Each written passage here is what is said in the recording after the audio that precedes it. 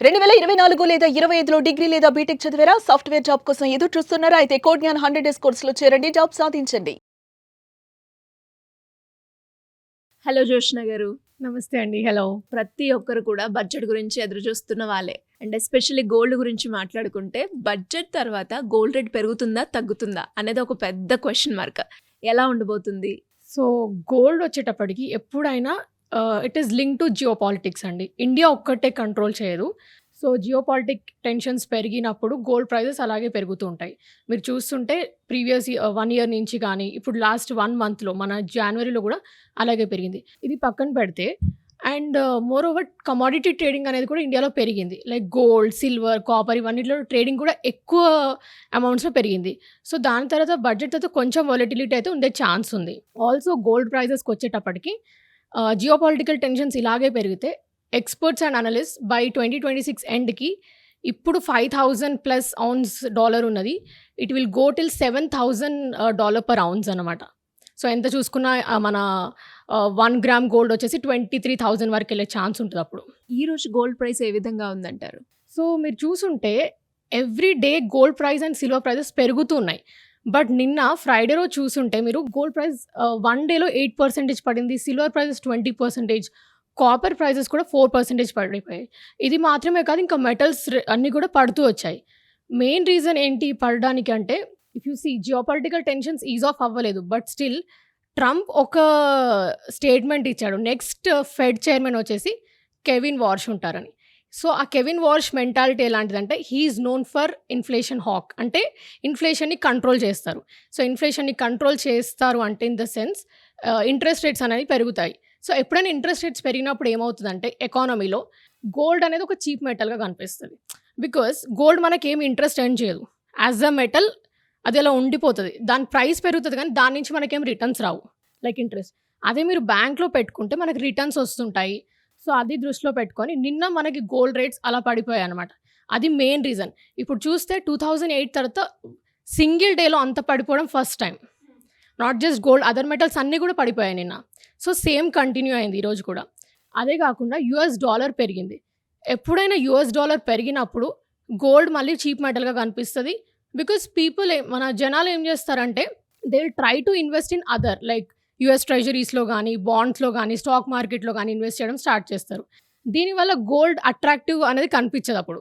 So, చీప్‌గా అనిపిస్తుంది and returns ఏమి ఇవ్వదు. సో, పీపుల్ అప్పుడు ఏం చేస్తారంటే ఇన్వెస్ట్‌మెంట్ సైడ్ వెళ్తారు. So, that is also one of the reason. And ఇంకా చూస్తే జియోపాలిటికల్ టెన్షన్స్ ఉన్నాయి. నాట్ ఈజ్ ఆఫ్ అవ్వలేదు. బట్ ఈ 2 మేజర్ రీజన్స్ వల్ల గోల్డ్ ప్రైజెస్ ఇంతలా పడిపోయాయి.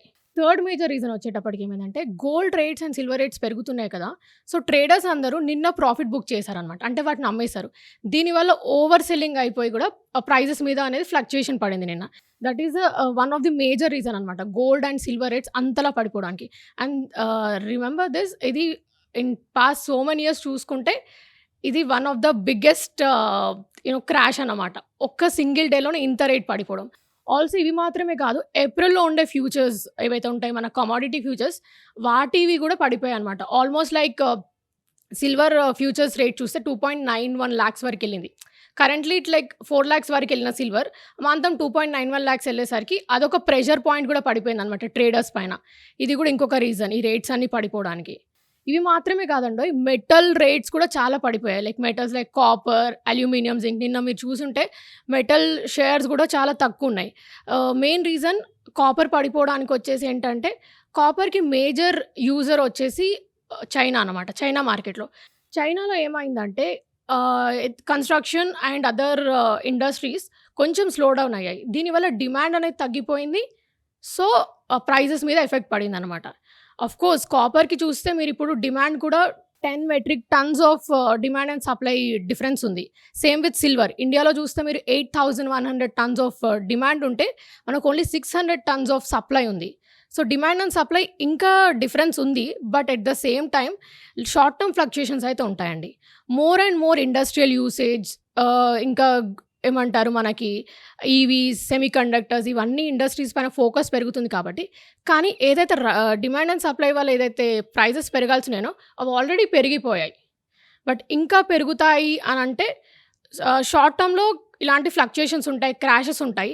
అందుకే యాజ్ ఎన్ ఇన్వెస్టర్ ఎప్పుడైనా certain percentage of your portfolio మాత్రమే గోల్డ్, సిల్వర్, మెటల్స్‌లో పెట్టమంటారు. లైక్ ఇఫ్ యూ సీ గోల్డ్‌లో 10-15%, సిల్వర్‌తో 5-10% అండ్ కాపర్ అండ్ అదర్ మెటల్స్‌లో 2-5% మాత్రమే పెట్టమంటారు. ఎందుకంటే all of a sudden crash అయినా కూడా మీ పోర్ట్‌ఫోలియో అనేది ఎఫెక్ట్ అవ్వదు. లైక్ నిన్నటికి జస్ట్ చూస్తే మాక్సిమం ఇప్పుడు ఒకవేళ సిల్వర్ పెరుగుతుంది లేదా గోల్డ్ పెరుగుతుంది అని కంప్లీట్‌గా పోర్ట్‌ఫోలియోలో ఇన్వెస్ట్ చేసిన వాళ్ళ పరిస్థితి నేను మొత్తం రెడ్ కలర్‌లో ఉండుంటుంది. సో, ఎప్పుడైనా కూడా పోర్ట్‌ఫోలియోని బ్యాలెన్స్డ్‌గా డివైడ్ చేసుకోవాలి. సో, అలా చేస్తేనే మనకి రిటర్న్స్ ఇలా రిస్క్ తీసుకునే కెపాసిటీ కూడా ఉంటుందన్నమాట. సో, ఫ్యూచరిస్టిక్ చూస్తే గోల్డ్ అండ్ సిల్వర్ యెస్ ఫ్యూచర్‌లో లాంగ్ టర్మ్ పర్స్పెక్టివ్ అయితే రేట్స్ పెరిగే ఛాన్స్ ఉంది. బట్ షార్ట్ టర్మ్‌లో ఇలాంటి కరెక్షన్స్ ఉంటాయి. సో, పెరుగుట విరుగుట కొరకే అంటారు కదా! This is one of the classic example అనమాట. నిన్న అండ్ ఈరోజు జరిగింది. So, just one statement because ఇప్పుడు గోల్డ్ అండ్ సిల్వర్ రేట్స్ ఇండియాలో కాదండి. They are controlled by US. Because అవి గోల్డ్, సిల్వర్ అనేవి యూఎస్ మార్కెట్‌లో ట్రేడ్ అవుతాయి. యూఎస్ డాలర్‌లో ట్రేడ్ అవుతాయి. సో, ఆ యూఎస్ డాలర్ ఎప్పుడైనా ఇంక్రీజ్ అయిందనుకోండి, గోల్డ్ అండ్ అదర్ మెటల్స్ మనకు చీప్‌గా కనిపిస్తాయి. ఎందుకంటే యూఎస్ డాలర్ పెరిగినప్పుడు ఏమవుతుంది, ఆల్రెడీ గోల్డ్ మనకి యూఎస్‌లో మార్క్ అయి ఉంటుంది కాబట్టి మనకప్పుడు గోల్డ్ ఎక్స్‌పెన్సివ్‌గా కనిపిస్తుంది. సో, అప్పుడు మనం ఏం చేస్తాం, చాలామంది ఇన్వెస్టర్స్ ఏం చేస్తారు, ఏమీ రిటర్న్స్ ఇవ్వని దాంట్లో ఇన్వెస్ట్ చేసేదానికన్నా ఒక బ్యాంక్ దాంట్లో పెడితే ఇంట్రెస్ట్ వస్తుంది కదా అని చెప్పేసి దాంట్లో ఇన్వెస్ట్ చేయడం స్టార్ట్ చేస్తారు. ఇక్కడున్న అమౌంట్ అంతా కూడా తీసుకెళ్ళి స్టాక్స్, ట్రెజరీస్, ఈ బాండ్స్‌లో ఇన్వెస్ట్ చేయడం వల్ల దీనికున్న డిమాండ్ అనేది తగ్గిపోతుందన్నమాట. At the same time prices కూడా పడిపోతాయి. నిన్న చూసిన క్రాష్ అదే అన్నమాట. అండ్ అలాగే ఈ క్రాష్ మళ్ళీ మనం ఎక్స్‌పెక్ట్ చేయొచ్చంటారా? లాంగ్ టర్మ్‌లో మీరన్నారు కదా! లాంగ్ టర్మ్‌లో అయితే మనకి ఫ్యూచర్ ఉంటుంది. బట్ మిడిల్‌లో ఇలాంటి ట్రాషెస్ అయితే వస్తూ ఉంటాయని ఎక్స్‌పెక్ట్ చేయొచ్చా? సో, షార్ట్ టర్మ్‌లో ఇలాంటి కరెక్షన్స్ రావచ్చండి. ఎప్పుడైనా రిమెంబర్ వన్ థింగ్, గోల్డ్ ప్రైజెస్‌ని సిల్వర్ ఫాలో అవుతుంది. గోల్డ్ ఎప్పుడైనా పడిపోతే సిల్వర్ కూడా పడిపోయే ఛాన్స్ ఉంటుంది. సో, ఇలా సడెన్‌గా ఇప్పుడు మనకి 120 పర్ ఔన్స్ ఎళ్ళింది సిల్వర్. నిన్న చూస్తే 85 పర్ ఔన్స్‌కొచ్చింది. ఎట్ ఎ టైమ్ 20% క్రాష్ అయింది. సో, షార్ట్ టర్మ్‌లో క్రాషెస్ అయితే ఉంటాయి. సో, ఇన్వెస్టర్స్ అది బాగా గమనించుకోవాలి.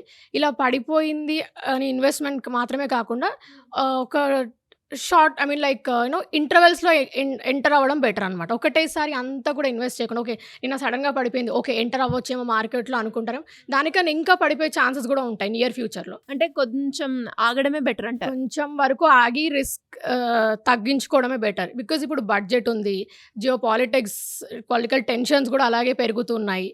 సో, కొంచెం ఆగి, ఎందుకంటే సపోర్ట్ లెవెల్స్ ఇప్పుడు చూస్తే అనలిస్ట్స్ ఏమంటున్నారంటే గోల్డ్ ప్రైజెస్ 1,40,000 వరకు వెళ్ళే ఛాన్స్ ఉంది. ఎవరైనా ఎంటర్ అవ్వాలనుకుంటే ఆ ప్రైస్ వరకు వచ్చిన తర్వాత తీసుకోవడం బెటర్.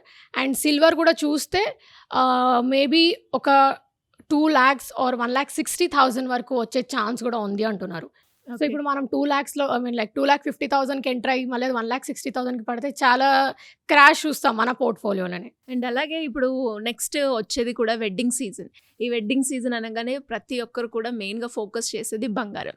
సో, బంగారం ఈ టైంలో కొనడం రైట్ డిసిషనేనా? సో, మన ఫ్యామిలీస్‌లో, మన ఇండియాలో చూస్తే మోర్ దెన్ ఎంత గోల్డ్ కంప్లీట్ ఇండియాలో ఉందో దాంట్లో మోర్ దెన్ 50% సౌత్ ఇండియాలోనే ఉంది. సో, బికాజ్ మనకి అదొక గోల్డ్ ఈజ్ లైక్ అదొక అసెట్ లాగా కాకుండా అదొక మనకి ఎమోషన్ లాగా అనమాట. సో, అందుకోసం అనేది ఇప్పుడు ఎవరైతే గోల్డ్ కొనాలి అనుకుంటున్నారో కొంచెం కొంచెం కొనుక్కోవడం, అక్యుములేట్ చేసుకోవడం బెటర్ అనమాట. మొత్తం క్రాష్ అవుతుందా అని వెయిట్ చేయకుండా. ఎప్పుడైనా అబ్జర్వ్ చేయండి, పాస్ట్‌లో చూస్తే 3 టైమ్స్ గోల్డ్ పడిపోయింది. 1980లో ఒకసారి పడిపోయింది. ఆల్మోస్ట్ 850 పర్ ఔన్స్ ఉన్నది 250 పర్ ఔన్స్‌కి వెళ్ళింది. యూ సీ 600 పర్ ఔన్స్ తగ్గిపోయింది. అప్పుడు కూడా మెయిన్ రీజన్ యూఎస్‌లో ఇంట్రెస్ట్ రేట్స్ పెంచారు. డాలర్ స్ట్రెంథెన్ అయింది. సేమ్ మనం ఇంతకుముందు మాట్లాడుకున్నప్పుడు. అండ్ సెకండ్ టైం క్రాష్ అయింది 2008లో ఫైనాన్షియల్ క్రైసిస్ వల్ల. అండ్ అప్పుడు కూడా same dollar geopolitical is of అవ్వడం అది. అండ్ థర్డ్ టైం క్రాష్ అయింది. అండ్ 2008లో మీరు చూసుంటే 45% క్రాష్ అయింది గోల్డ్ ప్రైస్. అండ్ 2022 నుంచి 2025లో కొంచెం after covid if you see ఒక స్లైట్‌గా 20% వరకు క్రాష్ అయింది. కరెక్షన్ అయింది. క్రాష్ కన్నా చెప్పాలంటే కరెక్షన్ అయింది ప్రైస్ అనేది. సో, అప్పుడు కూడా సేమ్ రీజన్స్ అనమాట. ఈ 3 రీజన్స్ ఎప్పుడైతే వస్తాయో అప్పుడు గోల్డ్ ప్రైజెస్ అనేవి క్రాష్ అవుతాయన్నమాట.